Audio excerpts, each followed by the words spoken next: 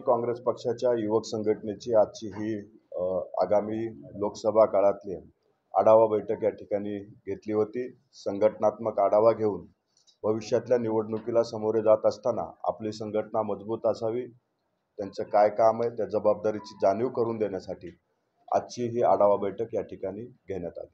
या बैठकीमध्ये साधारणपणे काय चर्चा झाली आणि इथून पुढच्या कालावधीमध्ये ग्रामीण भागात कशा प्रकारे घड्याळ पोहोचवलं जाणार आहे? कारण आता दुसऱ्या गटाला तुतारी मिळाली, त्यांच्याकडून प्रचार चालू आहे, मात्र आपल्या गटाच्या माध्यमातून ग्रामीण भागामध्ये बऱ्यापैकी नाराजी पसरलेली दिसते।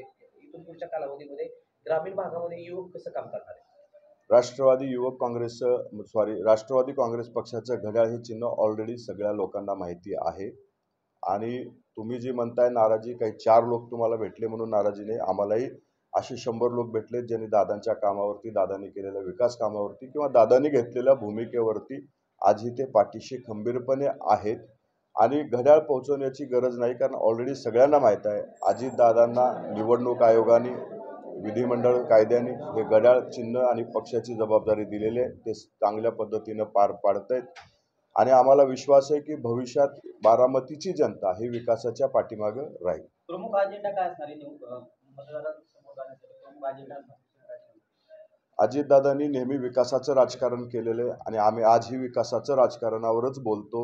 आमचा भविष्यातला अजेंडा हेच असणार आहे की आम्ही जी कामं केलेले त्या कामाच्या जोरावरती इथल्या जनता आम्हाला आशीर्वाद द्यावी, काम करण्यासाठी अधिक बळ द्यावं, यासाठी आमचा अजेंडा हा कामाचा असणार।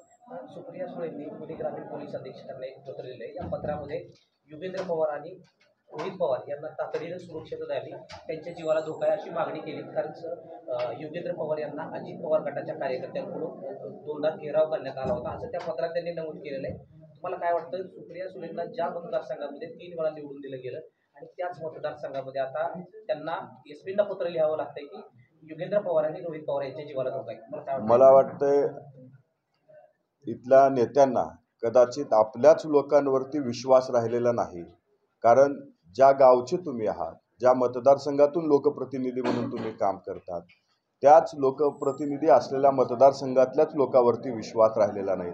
त्या लोकांनी का घेराव घातला होता याची पार्श्वभूमी त्यांनी पाहिली होती। त्या लोकांनी फक्त प्रश्न विचारला की अजितदादाबद्दल अपशब्द वापरला होता, ती भूमिका तुम्हाला योग्य वाटते का, अशा पद्धतीची विचारणा त्यांनी केलेली।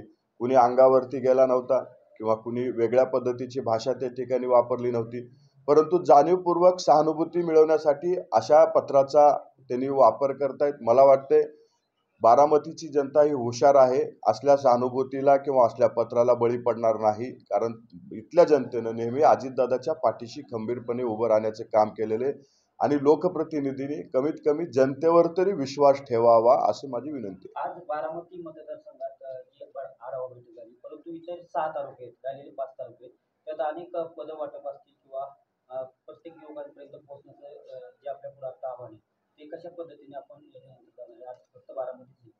आम्ही काल पुरंदरची बैठक केली, आज सकाळी इंदापूरची करून आता बारामतीमध्ये आलो, ह्याच्यानंतर मी दौंडला जातोय, त्याच्यानंतर हवेलीला आमची संध्याकाळची बैठक आहे। आम्ही मतदारसंघातील प्रत्येक तालुक्यात जाऊन तालुकानिहाय आढावा घेतोय, त्या ठिकाणचं संघटन बांधणीची पाहणी करतोय, जिथं बळ द्यायचं असेल वेगळ्या पद्धतीनं तेही आम्ही करतोय। आणि आमची पुढची वाटचाल हेच असणार आहे, संघटनेच्या माध्यमातून कामाच्या जोरावरती मतं मिळवणे आणि त्यासाठी आपलं संघटन, आपलं सैन्य मजबूत करण्यासाठी आम्ही प्रत्येक तालुक्यात जाऊन बैठक घेणार आहोत। त्यानंतर शिरूर लोकसभा मतदारसंघातल्या सुद्धा तालुक्यात राष्ट्रवादी युवकचा प्रदेशाध्यक्ष या नात्याने जाऊन तिथली सुद्धा संघटनेची माहिती, आढावा त्या ठिकाणी घेणार आहोत। राज्यामध्ये बारामती मतदारसंघ हा चर्चेला जाणारा मतदारसंघ आहे, यामध्ये जवळपास हा मतदारसंघ राष्ट्रवादीला सुटणार अशी शक्यता आहे। मात्र आता सातत्यानं विजय शिवतारे हे राष्ट्रवादीच्या विरोधात भूमिका घेत आहेत, अजित पवारांवरती टीका करतायत। आज देखील त्यांनी मी जरी शिवसेनेतून नाही लढलो तर मी पक्षातून बाहेर पडेल, मात्र मी बारामती लोकसभा मतदारसंघात अजित पवारांच्या विरोधात लढेल असं बोलतो। मी एक आपल्याला सांगू इच्छितो, आम्ही काल पुरंदरला होतो, याच्या आधी पुरंदरला अनेक वेळा आम्ही दौरा केलेला आहे, तिथल्या लोकांचं मत जाणून घेतलेलं आहे। विजय शिवतारे हे माध्यमामध्ये आव्हान निर्माण करू शकतात, जनतेमध्ये नाही। तिथली जनता अजितदादाच्या पाठीशी आहे, त्यामुळे असे किती येऊन आव्हान जर निर्माण केले तर ते आमच्यासाठी आव्हान नसून एक एंटरटेनमेंट आहे।